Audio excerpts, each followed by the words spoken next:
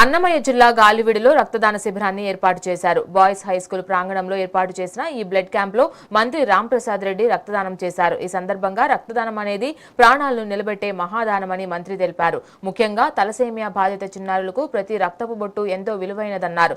ప్రతి ఒక్కరూ ఇలాంటి సేవా కార్యక్రమాల్లో భాగస్వాములు కావాలని ఆయన పిలుపునిచ్చారు. ఇక సేవాభావం స్వచ్ఛంద సేవా సంస్థ ఆధ్వర్యంలో తలసేమియా బాధిత చిన్నారుల కోసం ఈ క్యాంపును నిర్వహించారు. ఇది 5వ సారి రక్తం ఇవ్వడం. చాలా మంది యువకులకు దీని మీద అవగాహన ఉంటుంది. మనం రక్తం ఇవ్వడం వల్ల మనకి ఏదో నష్టం జరుగుతుంది అనే అపోహ ఉంటుంది. కాబట్టి ఆ అపోహను తొలగించుకోవచ్చు.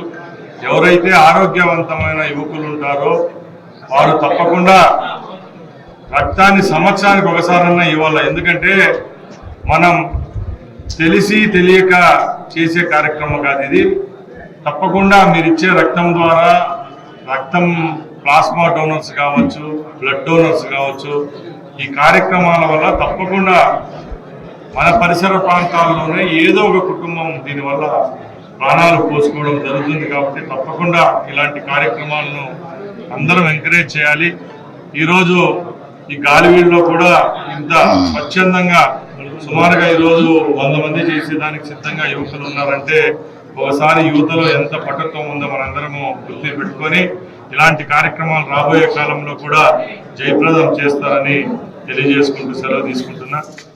ఇది 5వ సారి రక్తం ఇవ్వడం. చాలా మంది యువకులకు దీని మీద అవగాహన ఉంటుంది. మనం రక్తం ఇవ్వడం వల్ల మనకి ఏదో నష్టం జరుగుతుంది అనే అపోహ ఉంటుంది. కాబట్టి ఆ అపోహను తొలగించుకోవచ్చు. ఎవరైతే ఆరోగ్యవంతమైన యువకులు ఉంటారో వారు తప్పకుండా రక్తాన్ని సంవత్సరానికి ఒకసారన్నా ఇవ్వాలి. ఎందుకంటే